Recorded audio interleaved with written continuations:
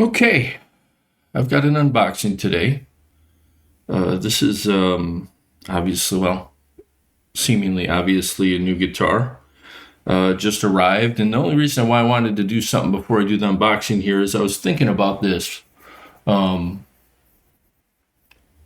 I can remember when Paul Reed Smith first hit the market. I can remember first seeing him in my local music store, which is somewhere in the late 80s. Always thought they were cool, always thought they were beautiful. Um, the thing that set them apart wasn't so much the aesthetics, even though they had their own aesthetics, was more the scale length. They're a different scale length than Fender or Gibson. Excuse me. But for whatever reason, I mean, I know why I never bought one is because they were crazy expensive. It's the same reason I've never bought a real Les Paul or a real 335 or even, I guess I've bought pretty nice Fenders at this point. I do have my Gibson SG, which was not inexpensive. Um, but I was trying to think back. I've only ever held an opinion of Paul Reed Smith on observation. I don't think I've ever even picked up a Paul Reed Smith before. The thing that hung me up about Paul Reed Smith in the beginning was the bird inlays. I was a heavy metal stoner idiot in the 80s. I don't smoke pot anymore. I haven't for many, many years, but probably still am a heavy metal stoner idiot in some ways. But took me many, many years. And actually, it was a YouTube commenter that pointed out that they're all different birds, and it was some sort of homage to the memory of his mother, which kind of touched me because my mom was really into birds. In fact, my mom's gravestone has birds on it, mourning doves specifically. So that kind of flipped the switch in my head about the whole what Paul Reed Smith is about now. Up until right now, this has been my 25-inch scale guitar. With my guitar collection, at least my current one, I actually sold everything off. I think at one point I had a crazy amount of guitars. I had like 30 guitars or something because I was doing a lot of recording. I had my own home studio, and I was also working in a local studio for a number of years. So you want one of each flavor, which is exactly what my current guitar collection is. It's kind of one of every flavor, but this one's kind of it's got the gold foil pickups. It's semi-hollow. It isn't really an emulation of a PRS. The only other guitar I've ever owned that was similar to what I think I'm going to end up with here is in the 90s, the mid 90s, or maybe even the early 90s. I had that guitar for years. It was an Ibanez. I want to say it had a name like Ghost Rider or something. It looked a lot like a Paul Reed Smith, but I don't think it was a 25-inch scale. And that guitar is weird because that was my main guitar for I think 10 years, and I can't even remember it. I don't. It was a sublime guitar. Obviously, it did what I wanted it to, and it's strange because I really have almost zero memory of it. So this represents not only my first Paul Reed Smith, but it is the only Paul Reed Smith in my entire life. I started playing guitar in 1985 or 86. I started playing guitar in the mid 80s. My entire opinion of Paul Reed Smith has only been an observation until this moment here today. So this guitar's got a lot riding on it from me personally. So I'm going to pause this. I'm not going to do the whole unboxing, but obviously once I get this thing out, I'll decide. I usually change the strings right away, make sure it's set up. But so this is the SE because, well, thankfully nowadays overseas guitars are really good. I feel pretty damn good buying overseas guitars, as is evidenced by a number of the ones I play here. But it's an SE Paul's guitar. I'm real curious on their TCI. I'm not generally a fan of coil splitting and all that garbage. But I think that if I'm going to experience a Paul Reed Smith, this is probably the only Paul Reed Smith I'll ever own. I might as well try and dive into just the Paul Reed Smith experience rather than trying to shoehorn what I like into a guitar, what I like in a guitar into whatever guitar I buy. I want to just experience whatever the Paul Reed Smith thing is. So, all right, I'm going to pause this now. I'm going to get this thing out. And we'll come back once I've got it unboxed.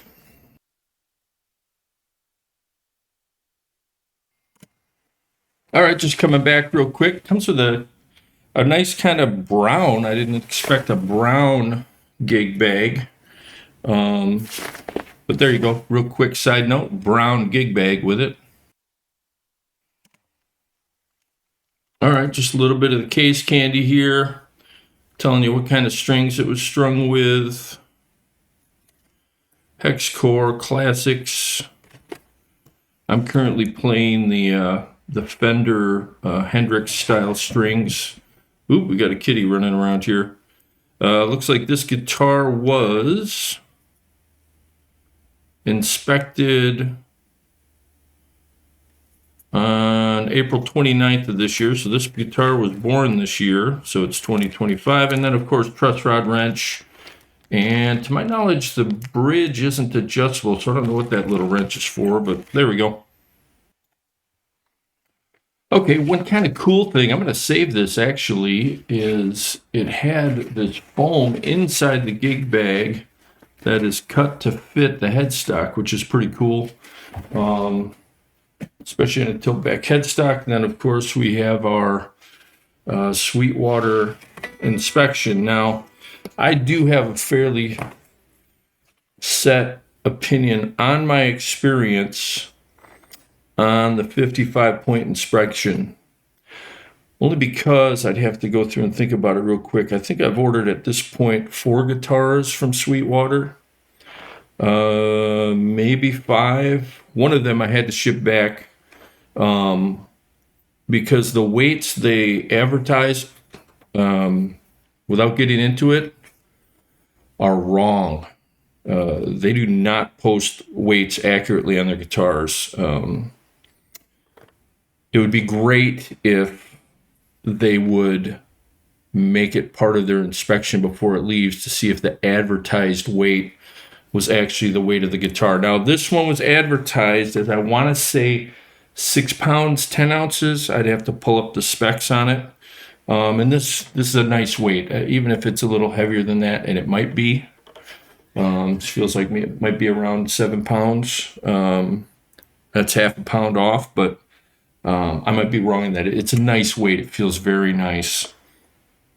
And for being the very first Paul Reed Smith I've ever held, it feels really nice to hold. All right, so I'm going to pause this again and give it a little bit of a shakedown. And also, the 3-way switch had a little piece of foam on it too, which I think is very cool. Because these things are coming all the way. What is this one? Indonesia? Yeah, Indonesia. So it made its trip. Pots feel nice. Little 2-way switches feel nice. Action feels a little bit high, but again, I'm not going to waste your time here. I'm going to pause this again and get this thing a quick shakedown, and then I'll be back and we'll run through it. Okay, just a couple quick first impressions.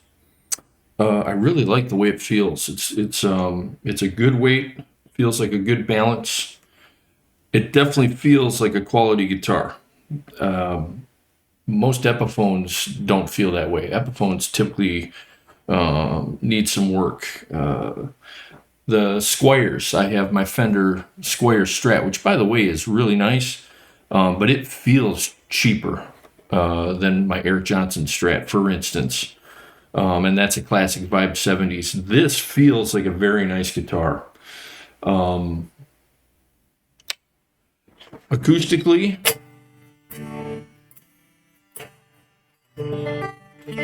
if you dig into any of the Paul Reed Smith, they talk about, making sure it resonates properly. Pickups are only ultimately microphones for what the wood does. I would, Yeah, I would say it feels like it resonates pretty good. I don't know if I'd say it's significantly different than any of my other guitars acoustically, but it does feel like it sustains. I don't know if you can hear that, but it's still going. It really does feel like it's sustaining more. Now this action's too high. You will get more sustain if with a high action like that. I mean, it's really high. I don't know how easy it is to see. That's probably almost a quarter inch, 3/8 of an inch. So I'm definitely gonna have to adjust this in a minute. But it feels really nice. I love the color choices. I'm not sure what the idea was with the black ends on the tuning pegs, but I'm all right with it. It's a little bit of a different, but everything about Paul Reed Smith is a little bit different. The inlays are, and again, I got to tell you, it was really a deal breaker for me for many years, but I got to tell you, maybe I'm just at a different point in my life. I think they're beautiful on this guitar.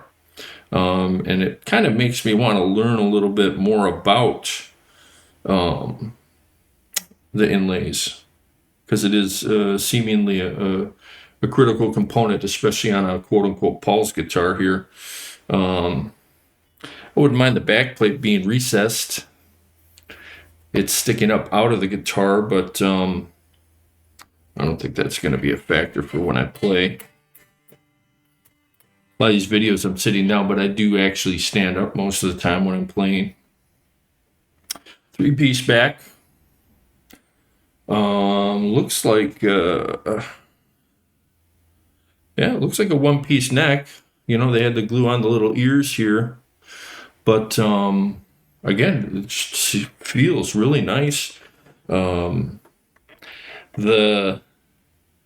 contour on the body is a little.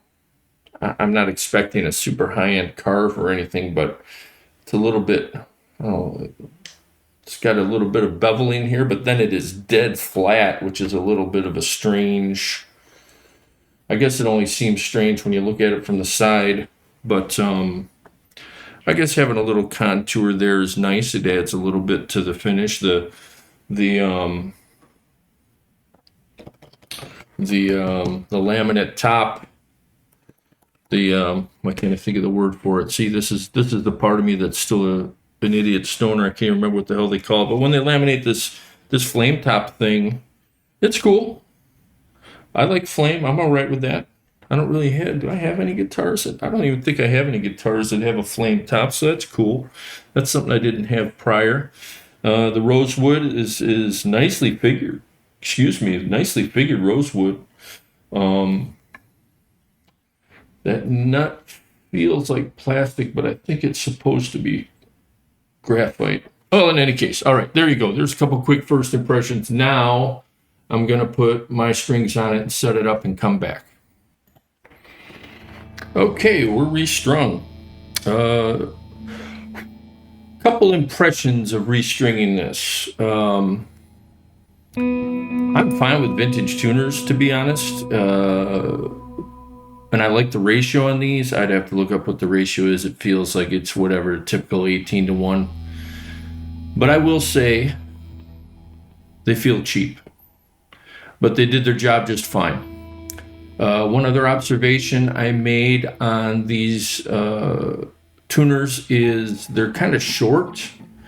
Normally I like to get I do what's called the luthiers. What do they call it? The luthiers knot, where your first wrap goes over the top to the inside, and then the rest of the wraps go as neat as they can down to the base of the post.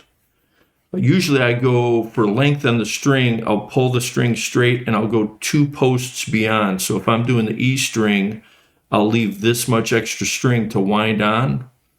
Because these posts are shorter, I only had to go 1 post beyond the tuning peg I was going to wrap. So as a result, the E string, which was the first one I did, is a little bit jammed on there.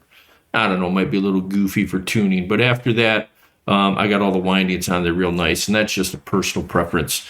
You wind them on however you like. And then at the other end of the string, the bridge, I used a little battery-powered string winder. And to be honest, I don't even know where my handheld one is, but it died, of course, right in the middle of winding the first string on. So, but because the posts are shorter, it was actually really nice to wind by hand. Usually I like using a handheld manual one or an electric one, because you got to kind of guide the string into its place in the nut or on the bridge as it tightens up. But this bridge is really nice in that the string just kind of gravitates to where it wants to go. I didn't have a hard time getting the strings to go to the spot they're supposed to be in, which is really cool.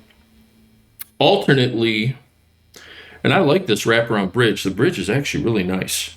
But in taking off the old strings, and if I was playing live still, it would probably be a bigger concern. But again, time would tell anyway. But you get a really harsh angle in the string the way it comes out of here. You would think they would have rounded it so the string is coming around it without putting a harsh kink in the string. I don't know if that, the way this is will result in broken strings. I doubt I'll break any. And it looks like you can kind of micro adjust the intonation with these little posts, similar to my Danelectro actually. And I didn't measure intonation on it.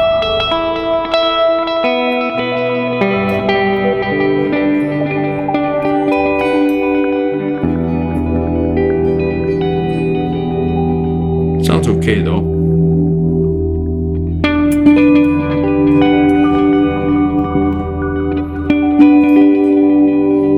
Hope my speakers aren't bleeding in there too much.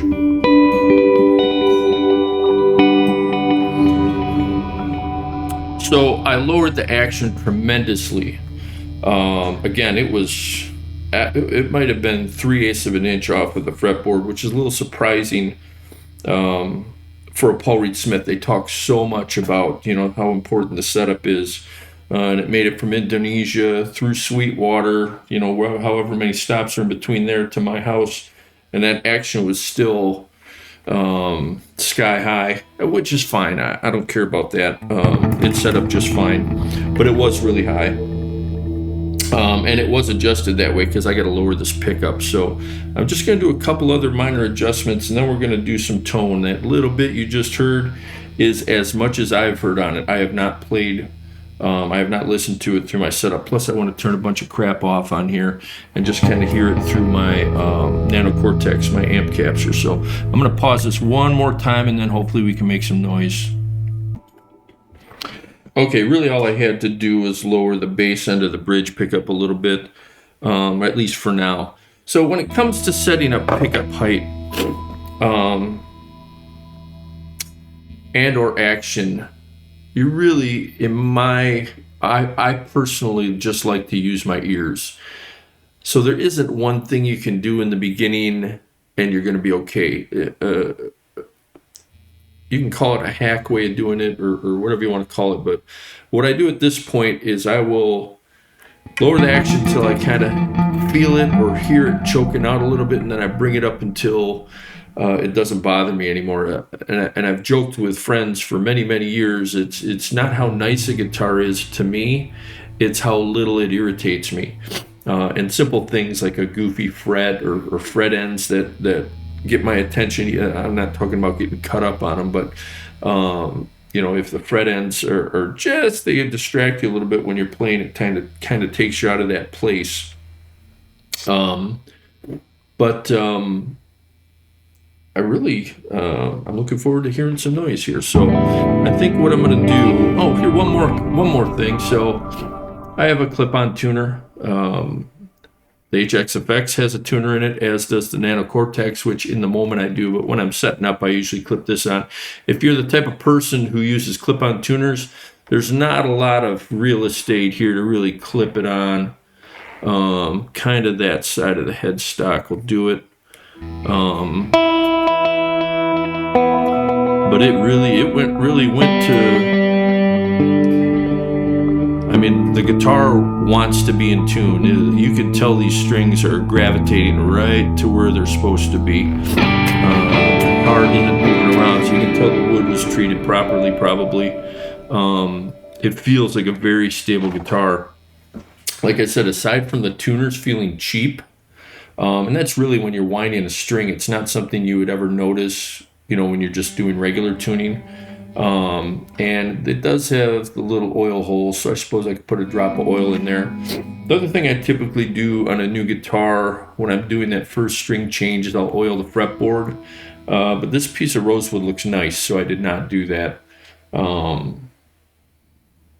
Yeah, probably won't need an oiling anytime soon. And boy, I got to tell you, again, like I suddenly am in love with these bird inlays. All right, so having said that, let's turn off some stuff. I'm not even gonna have the reverb on here. You can probably hear it, but I can't. So I'm gonna mute my microphone and then start making some noise.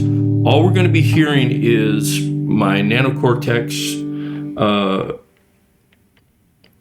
just for lack of a better way of putting it, it's a Nano Cortex with a little phasing mixed in off of the Nano Cortex. And then once I kind of get through my basic tones here, we'll see if we can do a little jam.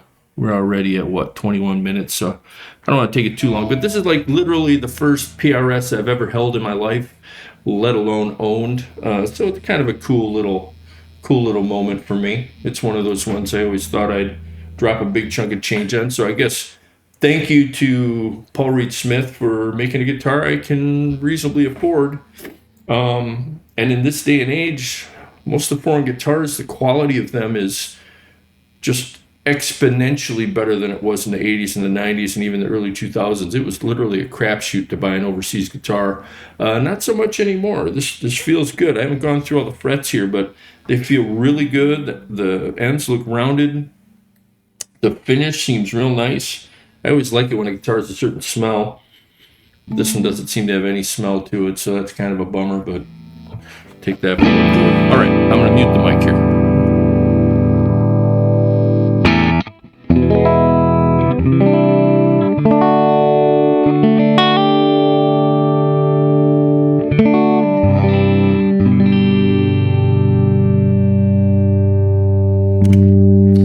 Okay, so I have both little dip switches down. I've got tone and volume all the way up, and I'm on both pickups right now.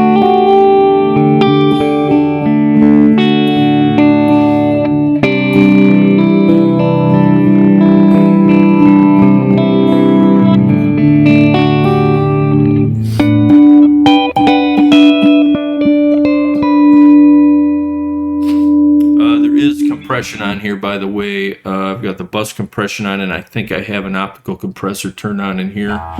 But I can honestly say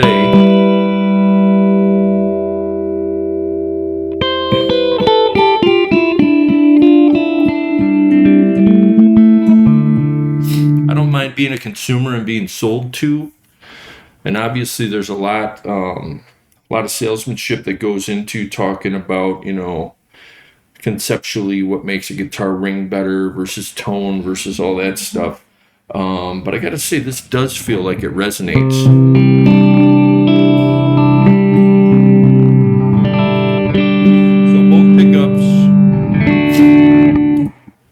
So both pickups sound a little mellow to me, which is great, because that's kind of the sounds I'm going for these days. I'm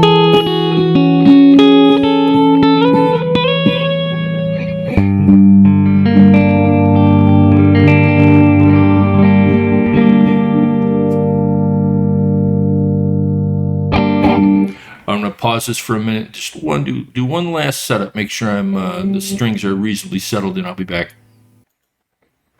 All right, here we go. I'm going to mute the mic. I'm going to go, let me see, down must be the bridge pickup.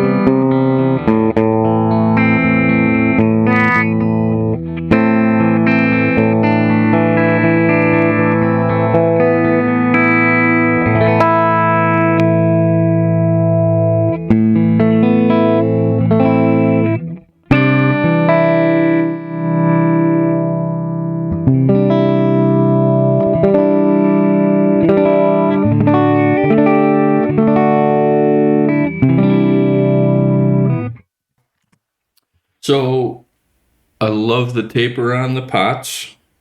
It's to be honest, it's a little mellower sounding than I thought it would be. And I don't know, maybe it's wrong to think that even though it's really a fairly modern looking guitar, that it would sound modern. This is actually kind of vintagey sounding, if you ask me. I expected these TCI pickups to kind of give me that impression of high fidelity or whatnot. But as they're sounding to me right now, I'm guessing with both of these little toggles down that I'm in humbucker mode. So I'll try and point to what I'm doing instead of coming on the mic every minute. But it's actually very vintagey sounding, a very pleasing, nice round sound.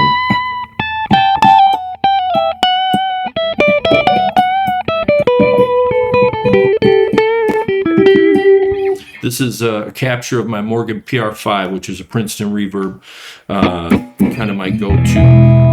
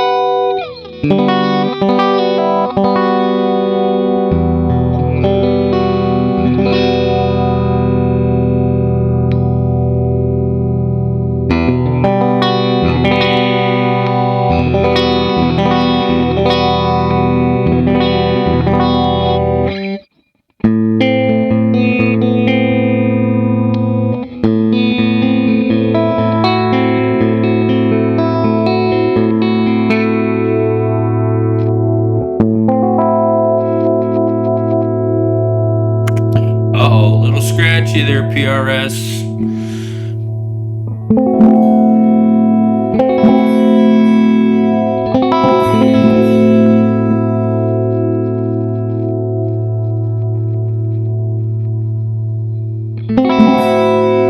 Only a little bit at the very bottom of the travel. I do roll off though.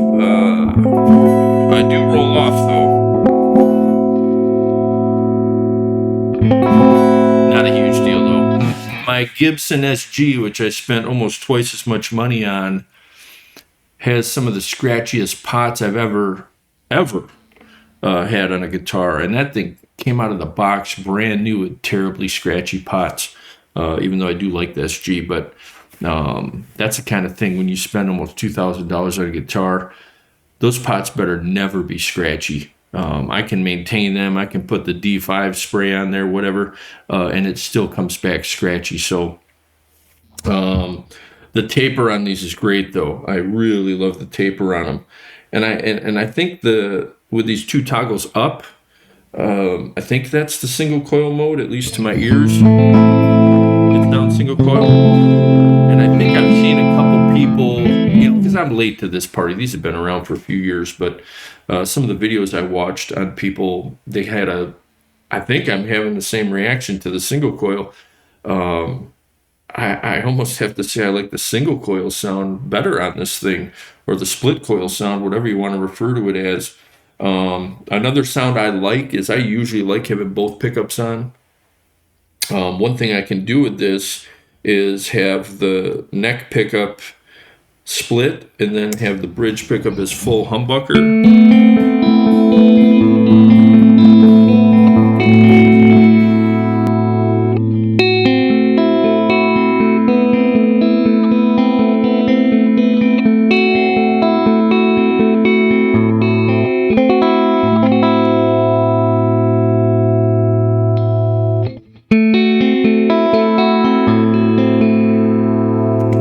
But I gotta say, both pickup split are, I think, the way to go here.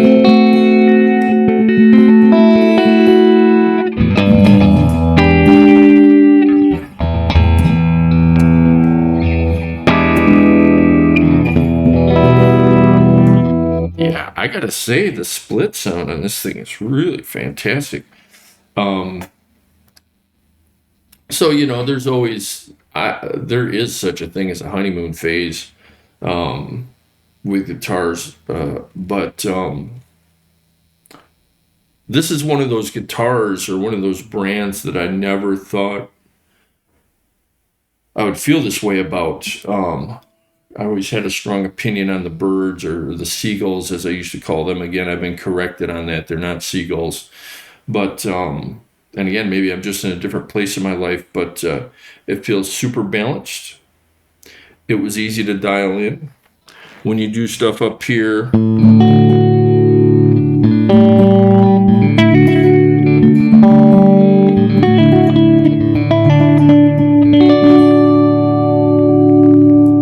that's usually where intonation starts to bother me if it's bad.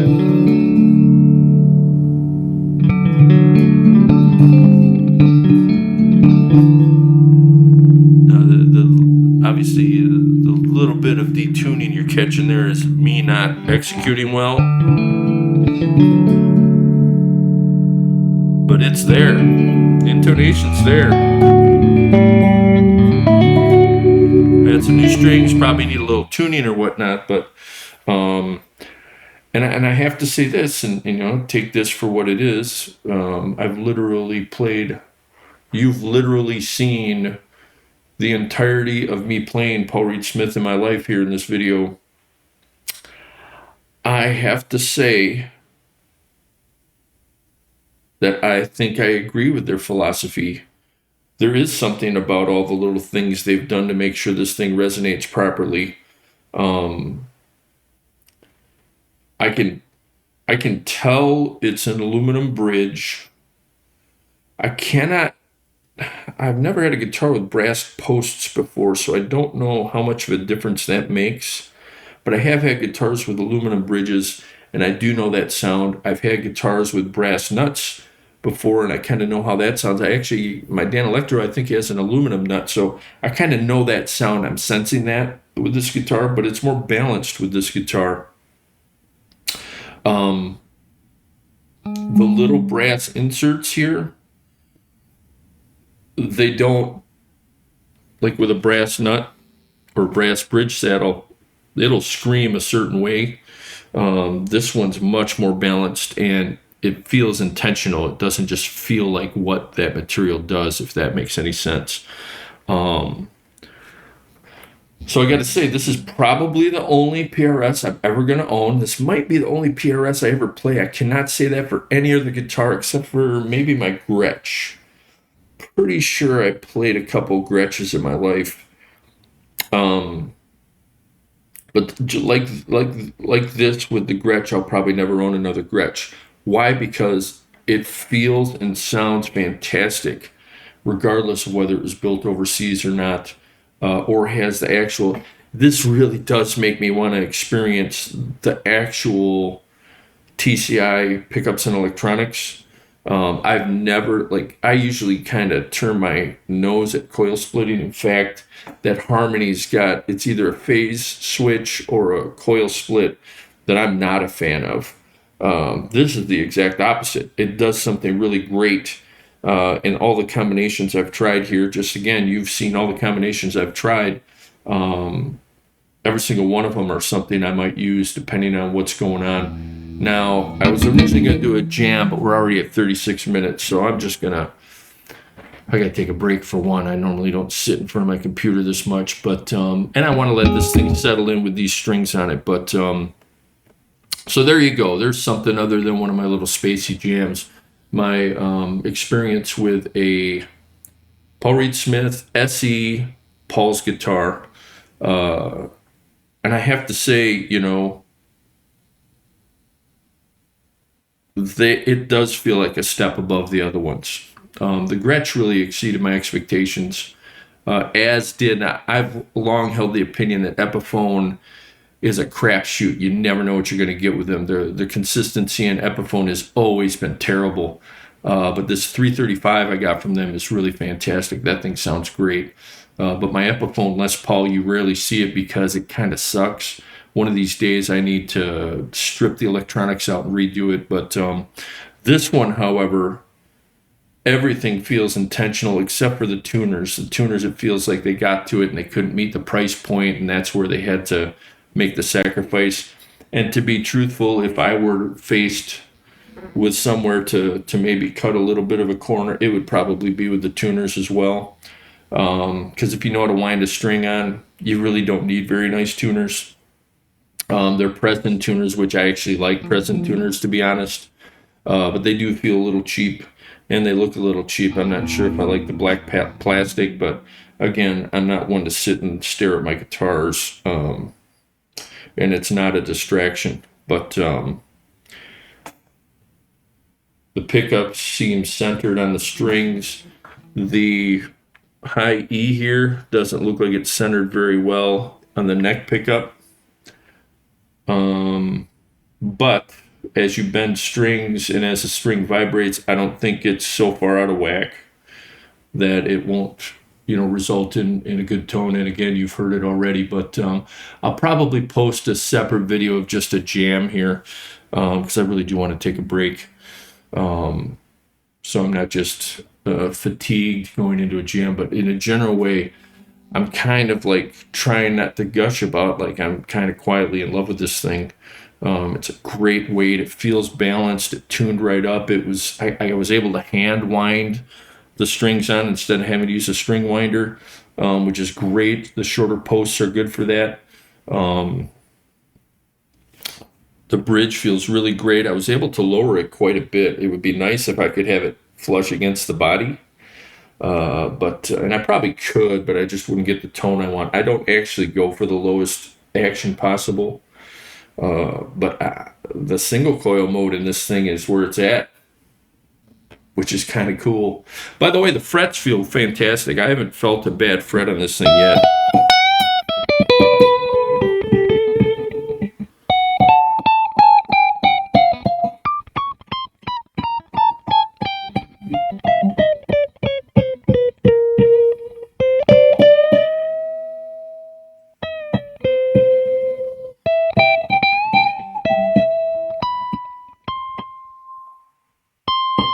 I could probably raise that action a little bit and get a little more sustain out of it.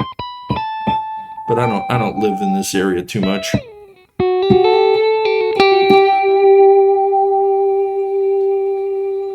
It wants to sustain though. Yeah, fantastic. Feels great. Looks great. Oh, veneer, by the way, my brain finally started working. Instead of laminate, although I guess it is technically a laminate. So there we go. There's my first unboxing, first impressions, making some noises. Paul Reed Smith, thank you. And I'm in love with it. I have to say I'm in love with it. It's a new experience with a guitar, and a lot of the concepts they talk about, I think it does translate to what I'm hearing and feeling while I'm playing it. And that's immediate too, obviously. I don't think I'm too terribly picky. I don't mind a guitar that challenges me a little bit, but this one's very agreeable guitar. Very cool. So there you go. Loving it. And then, if you're still interested at all, stay tuned. I'll have a little jam video in a little bit.